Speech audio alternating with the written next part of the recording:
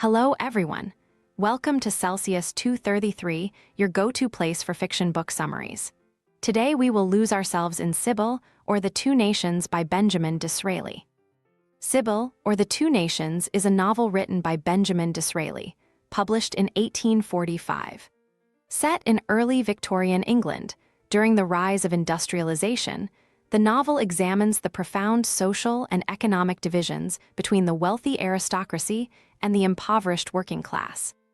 Disraeli, a prominent political figure who would later become Prime Minister of the United Kingdom, uses Sybil to critique the consequences of industrial capitalism and the alienation of the working classes from the ruling elite.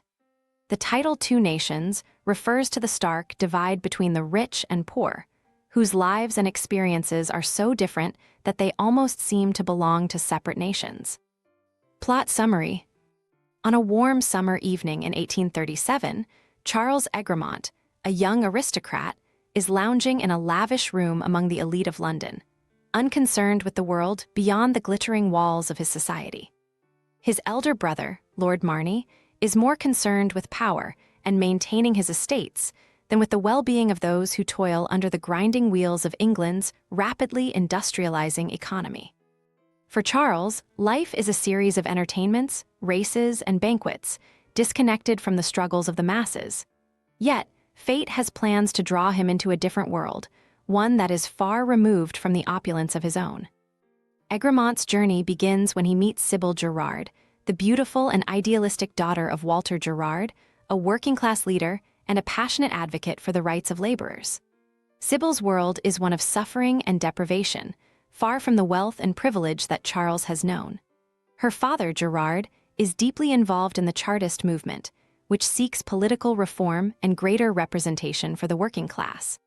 Sybil's compassion and commitment to the plight of the poor stir something in Charles, making him question the complacency of his own life. As he gets to know Sybil, Charles learns of the two nations that exist within England, the rich and the poor, divided not just by wealth, but by an almost insurmountable chasm of understanding. Sybil and her father live in the shadow of the factories that now dominate the landscape, where laborers work long hours in dangerous conditions for meager wages. They face unemployment, starvation, and disease while the wealthy live in comfort, indifferent to their suffering. Charles's encounters with the working class, particularly through Sybil and her father, open his eyes to the injustices of the system. He realizes that the poor are not inherently inferior, but are victims of circumstances and exploitation. His growing admiration for Sybil leads him to spend more time with the laborers, listening to their grievances and witnessing the harsh realities they face. Sybil herself is a symbol of purity and hope, her moral compass unwavering despite the struggles around her. Charles is drawn not only to her beauty, but to her strength of character and her desire to help others. Meanwhile, tensions between the working class and the government escalate. Gerard and his fellow Chartists organize protests and push for reforms, including universal male suffrage and better working conditions. But the government and the upper classes, represented by men like Lord Marney, are resistant to change. The aristocracy fears that giving power to the people will threaten their own privileges. Lord Marney himself is an unsympathetic figure, consumed by his desire for control and wealth. He has no concern for the workers on his land, who live in squalor while he indulges in luxury. As the Chartist movement gains momentum, the threat of violence looms. Gerard, who has always sought peaceful change, finds himself at odds with more radical elements within the movement.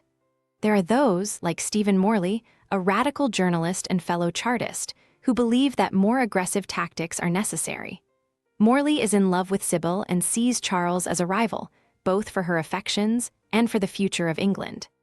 He represents the intellectual side of the movement, but is willing to embrace harsher methods if it means achieving his goals. The divide between rich and poor reaches a breaking point when a riot breaks out in one of the industrial towns. Workers, fed up with their living conditions and the lack of progress, rise up in anger.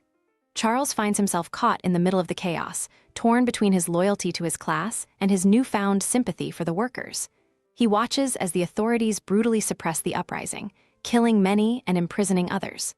Among the casualties are men who once followed Gerard's leadership. The experience shakes Charles to his core, forcing him to confront the reality of the two nations in a way he never expected. Through his love for Sybil, Charles comes to understand the depth of the problems facing England. Sybil, though in love with Charles, is torn between her feelings for him and her commitment to the working-class cause. She fears that a relationship with a man of his class will compromise her ideals, but at the same time, she cannot deny the bond they share. Tragedy strikes when Walter Gerard, having dedicated his life to the workers' cause, dies, worn out by the struggle for justice. His death is a symbol of the larger defeat of the Chartist movement, which fails to achieve its immediate goals despite its moral victory in raising awareness of the plight of the poor. Sybil is devastated by her father's death, but remains committed to the cause for which he fought. Charles, now fully awakened to the responsibilities of his class, resolves to continue the fight for reform, though he recognizes that it will be a long and difficult road. In the end, Charles and Sybil's love becomes a metaphor for the possibility of reconciliation between the two nations. While their relationship is fraught with challenges, it also holds the promise of a new understanding between the rich and the poor.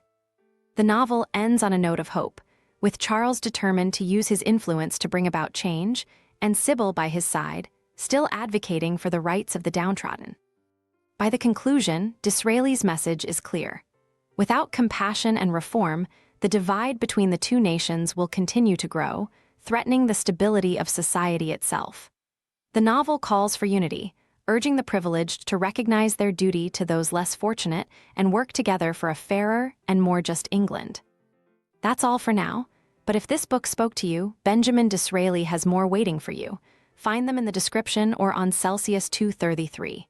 Remember, while our summaries capture the essence, they can never replace the full experience of reading the book. If this summary intrigued you, consider diving into the complete story, buy the book, and immerse yourself in Benjamin Disraeli's original work. Bye-bye, take care, have fun.